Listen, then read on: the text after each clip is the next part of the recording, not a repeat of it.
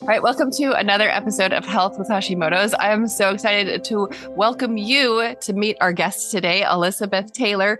She is a functional diagnostic nutrition practitioner. She helps busy women heal gut and skin issues naturally without quick fixes and no guesswork.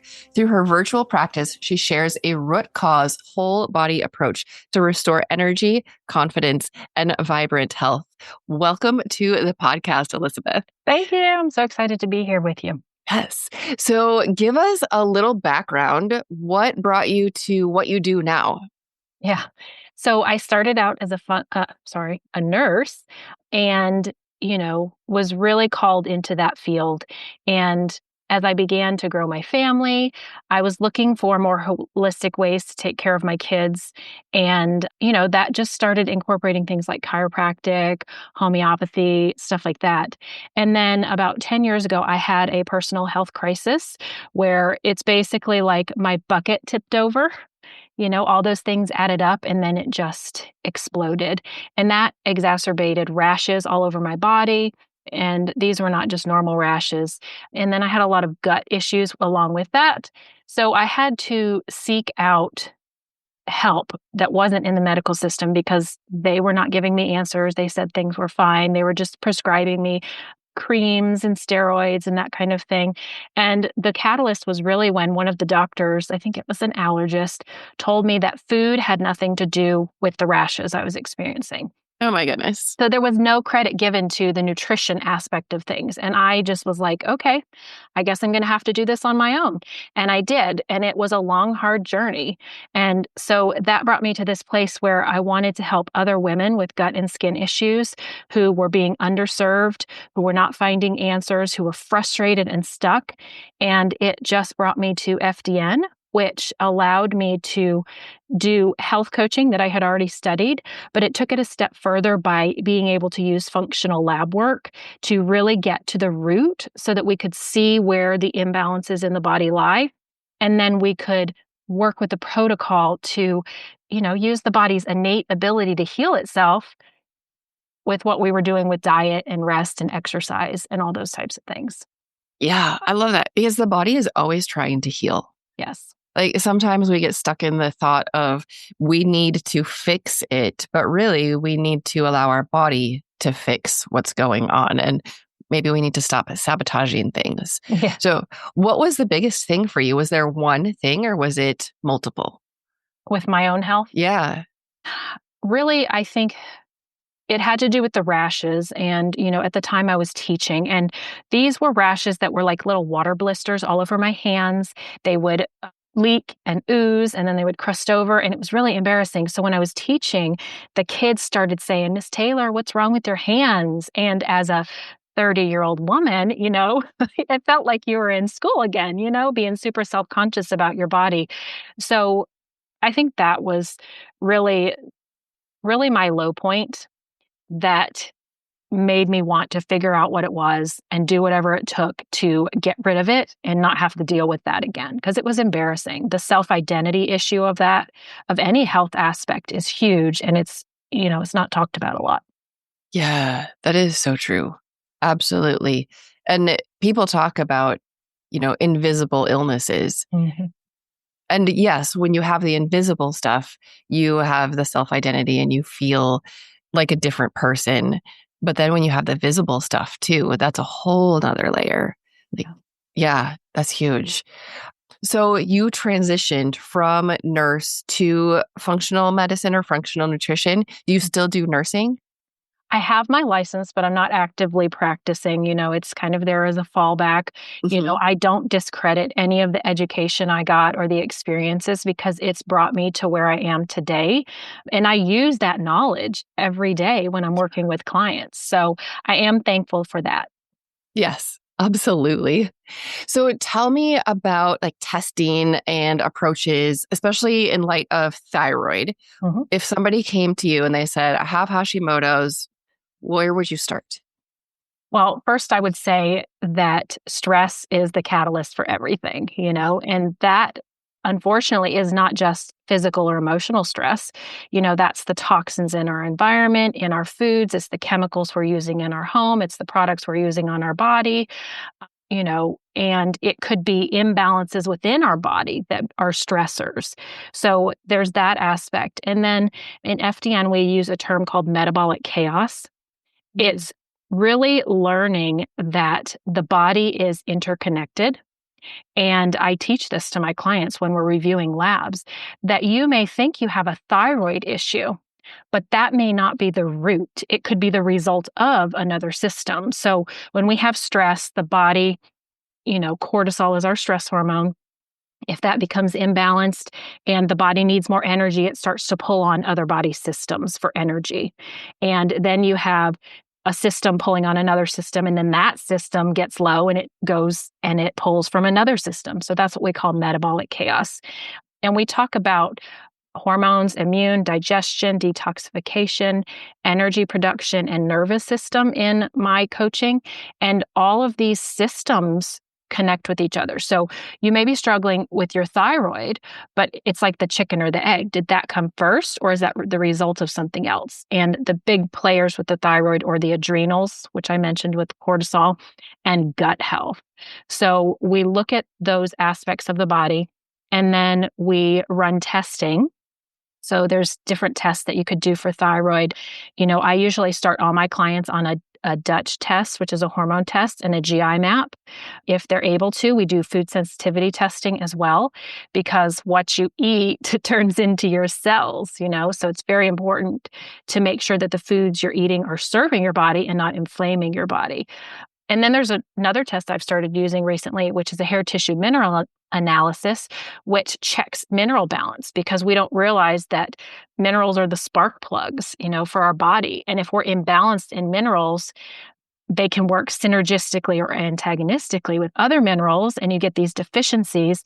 And we can actually see, based on certain ratios, what's going on with the adrenals, the thyroid, blood sugar, all the different things. So those are just some of the tests I utilize. Wow. So Dutch test, the hair and tissue analysis, and then what was the other one? The GI map. Yeah. Yeah. So if somebody has to pick just one, which one is the most, I don't know what to say, important or insightful? Like, which one would you pick if they could only do one? Yeah.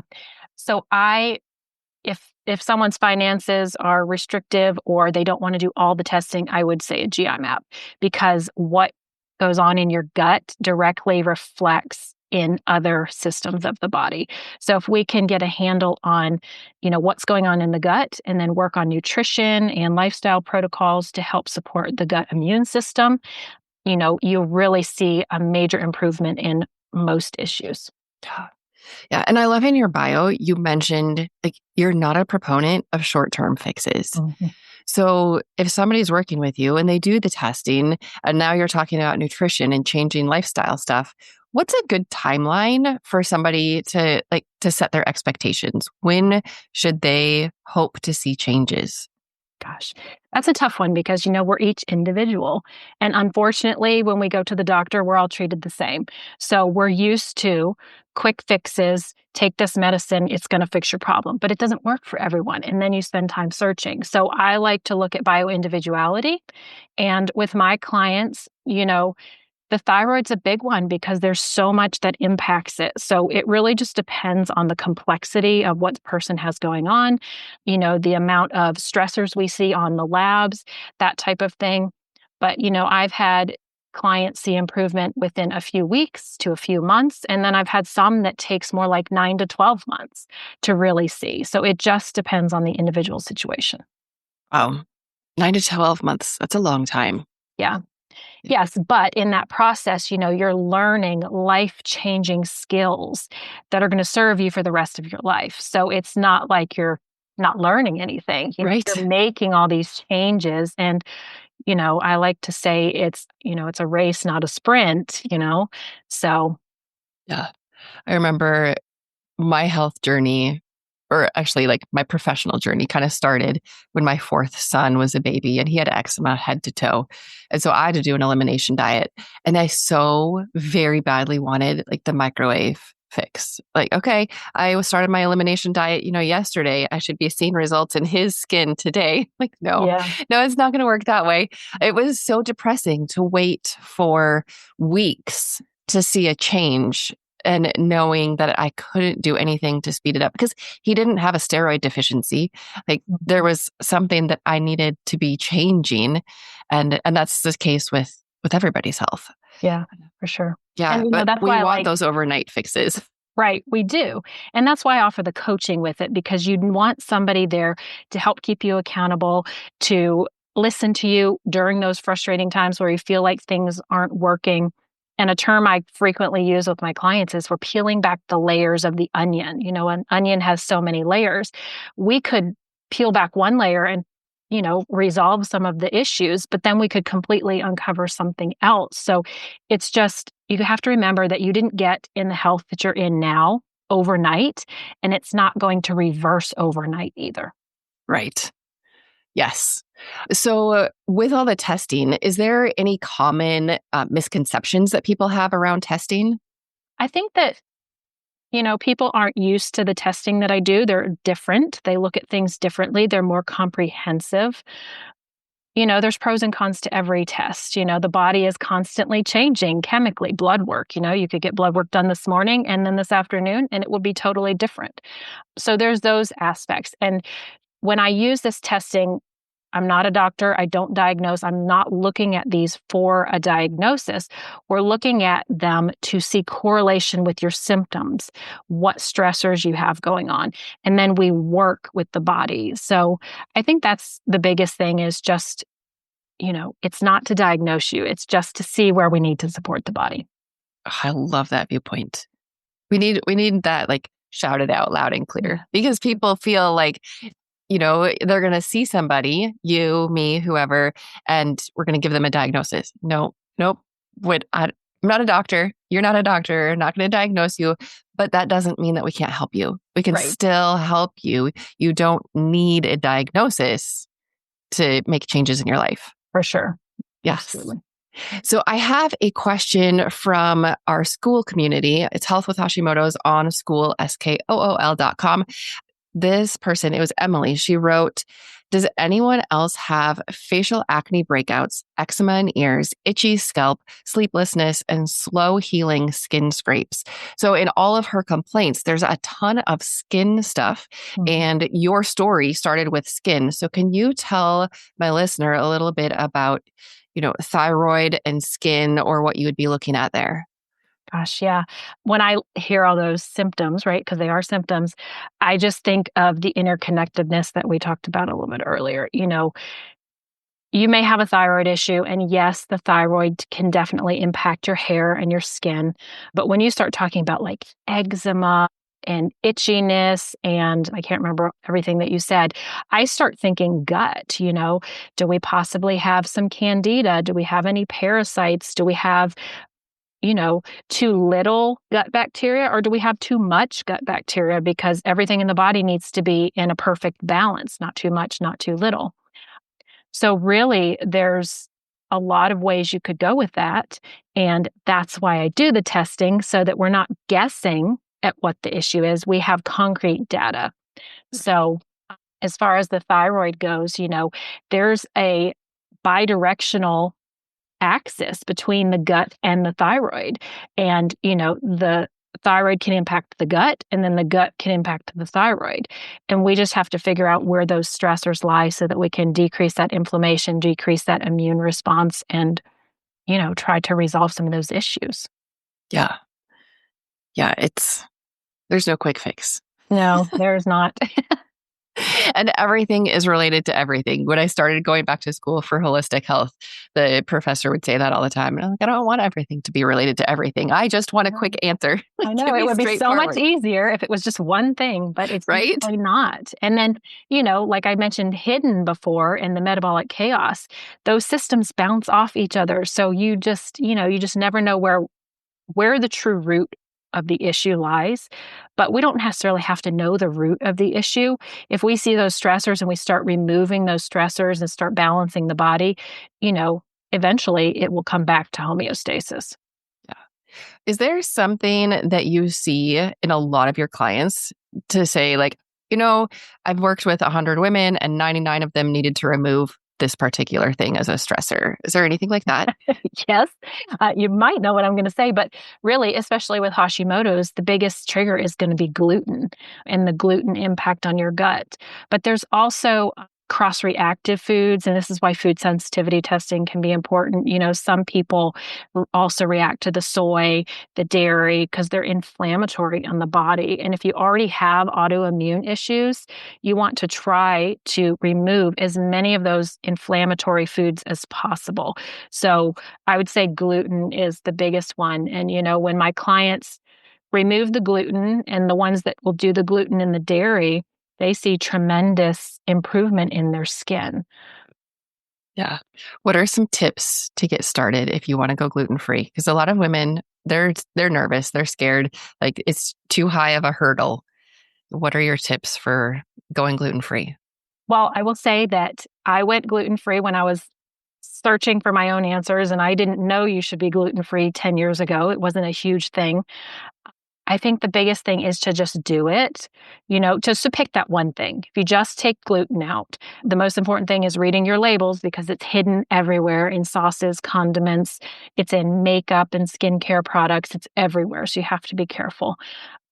But you have the advantage if you start doing that now that I didn't have 10 years ago is there's so many good substitutes. So it's really not as hard to do now as it was when I did it 10 years ago. I totally agree. Yeah. There was not a lot of substitutes when I went gluten-free either. And it tasted like cardboard. Now Oh it my actually goodness. tastes like real food. Yes. Yes. And a while back, I did an episode on hidden sources of gluten. Mm. And then, like, I don't know, a month or two later, somebody on Facebook is like, did you know that levothyroxine has gluten in it? I'm like, wait, Yeah. what? That wasn't part of Mhm. my hidden one. So I called my pharmacist and then I did an episode on that. And it's in some of the fillers and not every brand. So the only way you know is by calling your pharmacist because it's not on the label. Like Yeah. when you get your medicine bottle, Mm. you're right. It's so tricky. It's so hidden. And sometimes you have to go beyond reading the label and Right. actually call the pharmacy. Right. I have a client who tested for corn sensitivity. Mhm. So that's one of those cross reactives that the body can kind of view is called molecular mimicry. It views the structure similar to gluten, and then if you have autoimmune issues, it confuses those as, antibodies attacking, that kind of thing. But she realized that corn was in her, I think it was a is it cytomel maybe? I think there's corn in there. And it was one of the triggers for her. Just that little bit that she was getting in that was causing issues for her. So, yeah, you have to be very Yeah. careful. So she's taking the medication to feel better, to Mhm. replace something that her body isn't doing. And then by doing the good thing, she's also causing the bad thing. I mean, you're right. It's peeling back the layers of the onion. Yeah. Yeah. So did she have to switch brands or what did she do? She actually went a totally different route, but yeah, Okay. it was coming away from it. Yep. So tricky. I'm so glad that, people have experts like you to Mm. help them peel back those layers and figure everything out. There's It, just so much information out there you would never be able to, and I'm still learning of hidden things, it's just a never-ending journey of learning. yes. Yes. And conflicting Mhm, things. Like every time you ask a question, especially with AI now, mhm. you type in something into Google or your search engine of choice and it gives you the AI answer first. And sometimes it's completely wrong. Yeah, And, I'll ask it, what are your sources for that? And right. like argue with the AI because sometimes it's wrong, but people are like, oh, the AI is probably compiling the top answers. So of course this is right. And it's not. Yeah, and, I heard recently that another practitioner went and got incorrect information from AI because she knew this from her training, and she asked it where it got it, and it turned out to be, I guess, just searching like Facebook groups or like online groups. And so it Oh was just the no. chitter chatter between people. And so it recognized that as credible information when it was just people's opinions. So you really have to ask for, you know, reputable sources. Oh my goodness. That's crazy. Yeah. It's kind of scary. Yeah, it is. For a while, Google had like they weighted your expertise when they were doing their search engine stuff. And so maybe the AI forgot to do that. That's scary. It's not as smart as it thinks it is. Right? Yeah. Okay, so if somebody is just beginning to address their root causes, they're thinking about maybe working with you, doing all the testing, they schedule their appointment, what should they do first, either while they're waiting to work with you or, just first? You can always start, and I do a free discovery call with people to learn about them. And then we individualize what testing and what protocols, because I said we are all bio individuals. So I don't cookie cutter my protocols or my process at all. But when my clients get their labs, they do these labs at home, and then we're in that 3 to 4 week waiting period. We work on the basics. Are you eliminating through your bowels? Are you sweating? Are you hydrating? So we work on drainage pathways, and then we work on starting to implement some of those dietary changes. Like, let's read your labels. Let's look at how much sugar you're eating. Are you eating enough fruits and vegetables? And we just start with the basics until we have more information. So, I like to use that time instead of waste it, because we can get started with the simple things right away. Absolutely. Yes. And the elimination, be honest. How many times a day or a week or month should somebody be pooping? So, I had someone tell me they were only pooping twice a week. And I was like, oh my gosh, all that stuff is stagnating in your gut. It's recirculating through your liver. It's adding to your toxic burden. So I prefer at least one good bowel movement a day. If you're eating properly and you're hydrating, you should have that.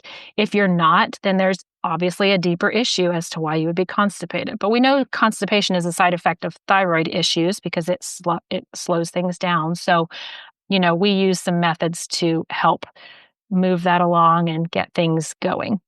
Yes. Yes. Yeah. You don't want a septic tank inside or an outhouse inside your gut. Yes. I've taken care of a lot of people with that too. And I'm like, wait, what? You last pooped a week ago? I know. Yeah. Yes. Well, and then you have people that deal with diarrhea constantly. And so they think they're constipated when they come down to one or two bowel movements a day. And it's like, no, that's normal, So you have it on both sides of the spectrum. Absolutely. You do. Everybody has stuff that they can work on. And I love that you make it simple and you're focusing on like those sustainable things, working on lifestyle, working on diet, and really empowering your clients to know what they're doing and why they're doing it. I have heard that like as a subtext through everything you've said. Yeah. That is good. So if there is one thing you want somebody to take away from our conversation today, what would that be?